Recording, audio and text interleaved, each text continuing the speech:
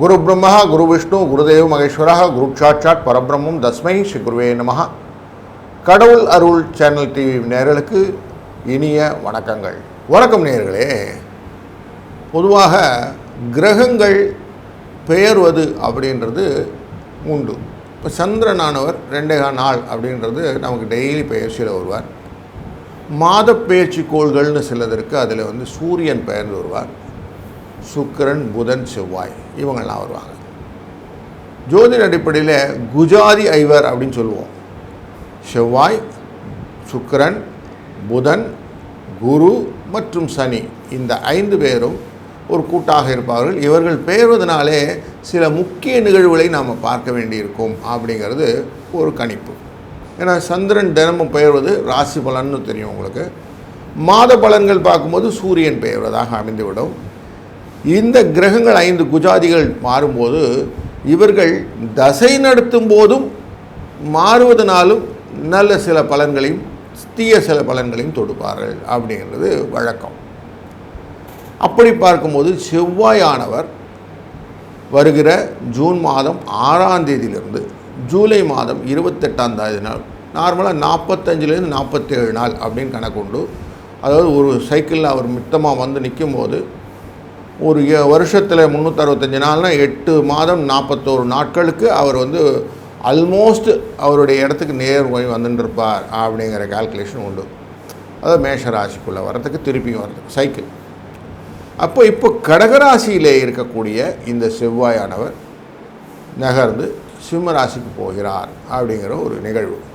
இதில் என்னங்க சிறப்பு இருக்குது அப்படின்னாக்க, கடகராசி அப்படிங்கிறது செவ்வாய்க்கு நீச்ச வீடு அப்படின்னு சொல்லுவோம். அவருடைய தன்மையை குறைத்து கொள்ளக்கூடிய வீடு. அப்போது நீச்சத்திலேருந்து வெளியில் வருகிறார், இனிமேல் உச்சத்தை நோக்கி பயணம் செய்ய போகிறார் அப்படின்னு ஆகிடும். உச்ச வீடும் எதுனா அங்கே நேராக மகர ராசிக்குள்ளே வரும்போது அது உச்சத்தில் வந்துடுவார். அப்போது நீச்சத்தை விட்டு வெளியில் வரக்கூடிய இந்த நிகழ்வு எப்படி இருக்கும் அப்படின்னு பார்க்க வேண்டியிருக்கும். ஏன் பார்க்கணும்? இந்த செவ்வாய் நமக்கு என்ன பண்ணும் அப்படின்னா, நார்மலாகவே சொல்லுவோம் இல்லையா, அவர் கொஞ்சம் பயந்தாங்கொழிங்க சார் அப்படின்லாம் சொல்லுவோம். இல்லை சார் அவர் கொஞ்சம் தைரியசாலி சார் அப்படின்னு சொல்லுவோம். இந்த பயந்தாங்கோழி தைரியசாலி இந்த ரெண்டுத்துக்கும் டிஃப்ரென்ஷியேட் பண்ணும்போது தைரியத்தை அதிகமாக கொடுப்பது இந்த செவ்வாய். அதே போல் திடீர்னு எதிர்பார்க்கலைங்க, அடிபட்டுடுச்சுங்க, ஆக்சிடெண்ட் ஆகி போச்சுங்க, காயப்பட்டுடுச்சுங்க, ரத்தம் வந்துடுச்சுங்கலாம் சொல்கிறோம் இல்லையா, இதற்கு காரகத்துக்குமாக இந்த செவ்வாய். திடீர்னு போனேங்க ஹாஸ்பிட்டலில் ஆப்ரேட் பண்ணணும்னு சொல்லிட்டாங்க சார், என்னென்ன காரணம் புரியலைங்கன்னு இந்த கத்தியை வைக்க சொன்னாலே அங்கே செவ்வாய் வந்துடுவார். பெண்களுக்கு இந்த மாதவிடாய் கோளாறுகள்லாம் சில வீட்டிலாம் இருக்கும், நிறைய ப்ளீட் ஆகிறதெல்லாம் சொல்லுவாங்க, இது இந்த செவ்வாய். அது மட்டும் இல்லை, இந்த செவ்வாய் தான் நிதி திட்டங்களை ஏற்படுத்தி கொடுப்பார். செவ்வாய் தான் பூமி அப்படிங்கிற இந்த நிலத்தை வாங்குவது அப்படிங்கிறது, அப்புறம் வாகனங்களை பற்றி பேசுவது, கனரகமான விஷயங்கள் எல்லாம் யோசிப்பது, இதை பற்றி யோசிக்கணும். நான் போலீஸ் வேலைக்கெல்லாம் இன்டர்வியூ போகணும் சார், நான் இராணுவத்தில் போகணும் சார் அப்படிங்கிறாங்க இல்லையா, அப்படிப்பட்ட நிலைப்பாடு கொண்டவர்களுக்கு போவீங்களா மாட்டிங்களான்னு பார்க்கணுன்னா இந்த செவ்வாயை பார்க்கணும். பெண்களுக்கு கல்யாணத்தும் போது எப்படி இருப்பாங்க அப்படின்னு மாப்பிள்ளை வீட்டார் கேட்பாங்க. அப்போது மாப்பிள்ளை வீட்டாருக்கு இந்த சுக்கிரனும் செவ்வாயும் பார்க்குறது, பெண் வீட்டாருக்கு இந்த சுக்கிரனும் செவ்வாயும் பார்த்து சந்ததி எப்படி இருக்கும், தம்பதி எப்படி இருப்பாங்கன்னு சேர்த்து பார்க்கறதுக்கு இந்த செவ்வாய் உதவுகிறது. அப்போ ஒரு விஷயம் புரிஞ்சிச்சிங்களா? அப்போது ஒரு இடத்துலையும் நிர்வாகத்திறமை, எதையுமே ஆழ்ந்து யோசிக்கக்கூடிய தன்மை இல்லாமல் பதட்டப்படுவது, கோபப்படுவது, உடல்நிலையிலே ஒரு மாற்றங்களை கொடுத்து கொள்வது, இப்படி ஒரு நெகட்டிவ் எனர்ஜியும் வைத்திருக்கும். அப்போ உடல் சூடாயிடுச்சிங்க, ரொம்ப சூடாகி போச்சுங்க, படபடன்னு இருக்குதுங்க அப்படிலாம் சொல்லுவோம் இல்லையா, இதெல்லாம் இந்த செவ்வாயோட தன்மை. அப்போ பாருங்கள், செவ்வாயை பார்க்கணுங்கிறது எவ்வளோ முக்கியத்துவம் ஆகிடுது. அதனால தான் செவ்வாயை பார்க்குறோம். இந்த செவ்வாய்க்கு 2 வீடுன்னு சொல்லுவான். மேஷ ராசியும் விருச்சிக ராசியும் அவருடைய வீடு, சொந்த வீடு. அதே போல் முருகப்பெருமான் அவர் தான் நமக்கு ஃபுல்லாக நிரந்தரமான நிதர்சனமான ஒரு நல்ல கடவுள் அந்த மேஷ ராசிக்கும் விருச்சிக ராசிக்கும். இவரை வணங்கும் போது நிறைய விஷயங்கள் நல்லது நடக்கும் அப்படின்னு சொல்லுவோம்.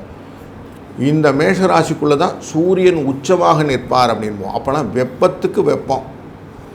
ஏற்கனவே நான் சொன்னேன், செவ்வாய் வெப்பமுடையது, சூரியன் வெப்பமுடையது. அதனால தான் மேஷராசியில் சூரியன் உச்சப்பட்டு நிற்பார் அப்படின்னு பார்க்குறோம். விருச்சிக ராசியில் சந்திரன் நீச்சப்பட்டு நிற்பார் அப்படின்னு பார்க்குறோம். அப்போ பாருங்கள், அம்மா அப்பாவுடைய தன்மையும் இந்த செவ்வாயின் மூலியமாக பார்த்து கொள்ள முடியலாம் அப்படின்றதும், சகோதரர்கள், மூத்த சகோதரர்கள் எப்படி இருப்பாங்க, அவங்களுடைய ரிலேஷன்ஷிப் எப்படி இருக்கணும்னு இந்த செவ்வாய் சொல்லிக் கொடுக்கும். அப்படி பல விஷயத்தையும் ஒருங்கே கொண்ட இந்த செவ்வாயின் பெயர்ச்சி நமக்கு எப்படி இருக்க போகிறது என்று ஒரு ராசிக்கும் தெளிவாக விளக்கமாக காண்போம். கணவன் மனைவி பிரச்சனை தீர, பிரிந்தவர்கள் ஒன்று சேர, தகாத உறவில் இருந்து விடுபட, செய்வினையை செய்தவருக்கே திருப்பிவிட, எதிரிகள் உதிரிகளாக, வழக்கில் வெற்றி காண, வியாபாரத்தில் முன்னேற்றம் அடைய, பணம் பொன் பொருள் சேர 11 நாளில் உங்களது அனைத்து பிரச்சனைகளும் கேரள முறையில் பிரசன்னம் பார்த்து சரி செய்யப்படும். உடனே தொடர்பு கொள்ளுங்கள் ஜெயா டிவி புகழ் மேல்மருவத்தூர் ஞானகுரு அவர்களை. வணக்கம் மேஷராசி அன்பர்களே.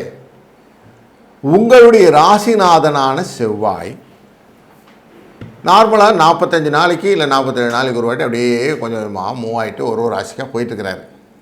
அப்படி போகும்போது ஜூன் மாதம் 6ஆம் தேதி அன்று அவர் கடகராசி அப்படிங்கிற உங்களுடைய 4ஆம் வீட்டிலேருந்து 5ஆம் வீட்டுக்கு போகிற சிம்மராசி.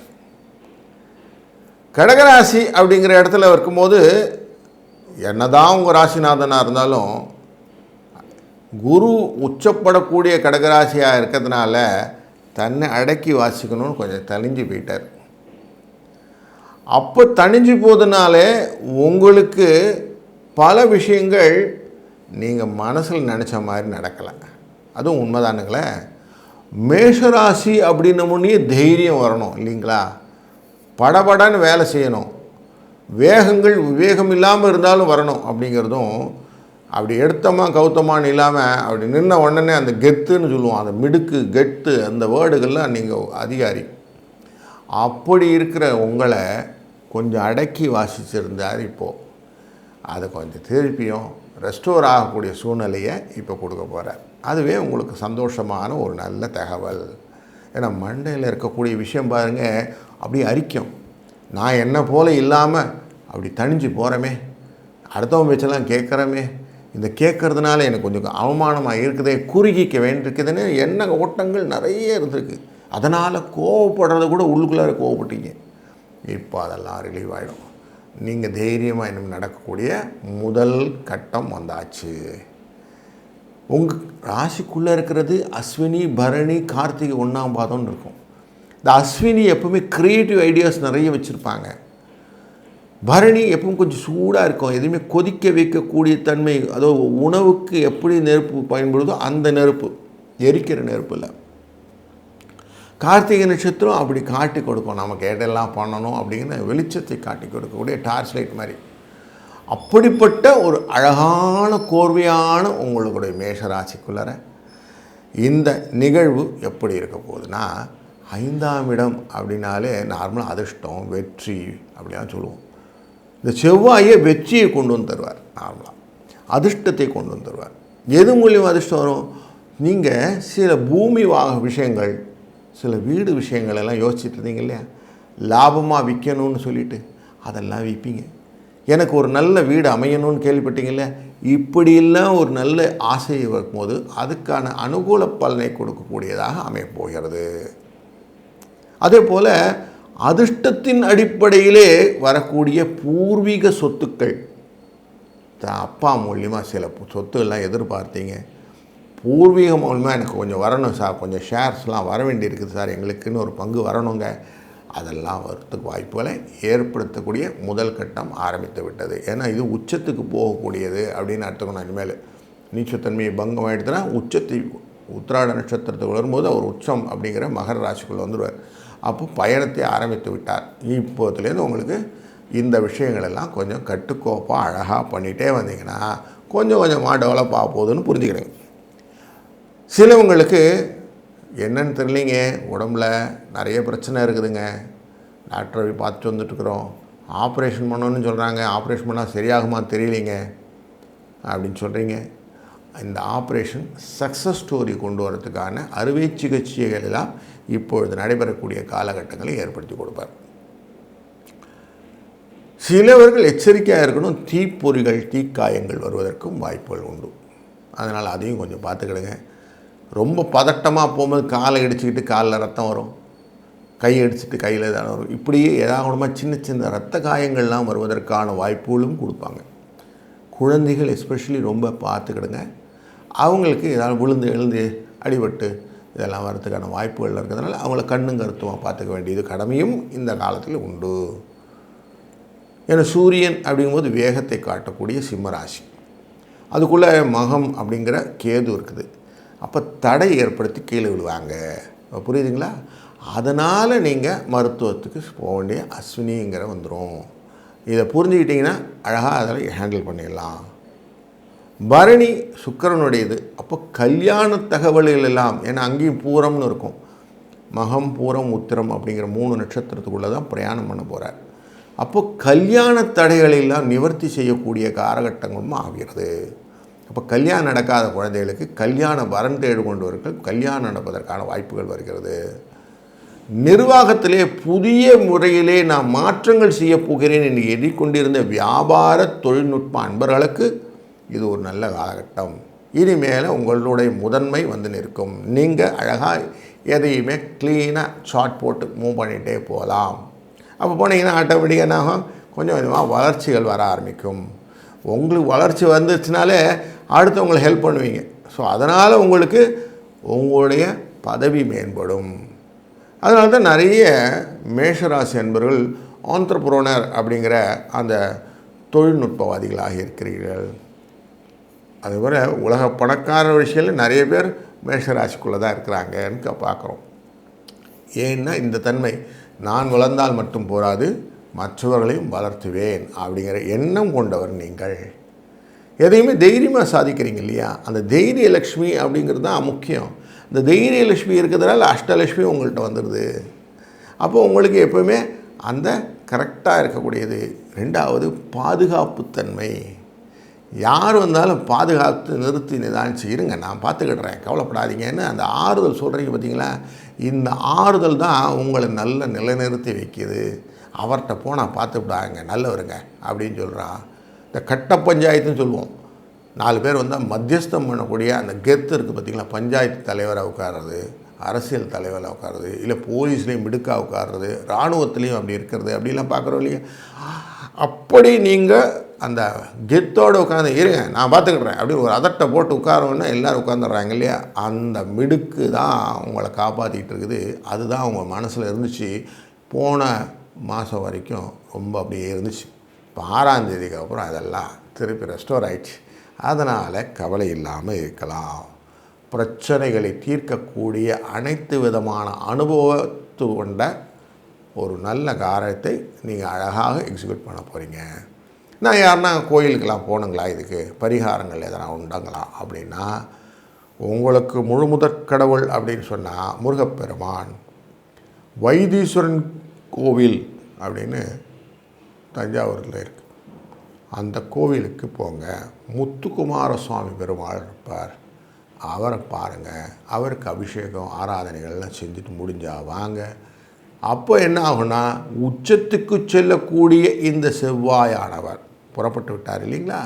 இவர் நீங்கள் நினைத்த காரியத்தில் ஜெயமும் வெற்றியும் கிடைக்க ஏற்பாடு பண்ணுவார். அதனால் வாழ்க்கையிலே நல்லது நடக்கும், நல்லதே தான் நடக்கும் அப்படிங்கிற எண்ணத்தை மனதில் வந்துவிடும். அப்போ வாழ்க்கை எப்படி இருக்கும்? வளமுடன், ஜெயமுடன், நலமுடன் இருக்கும்.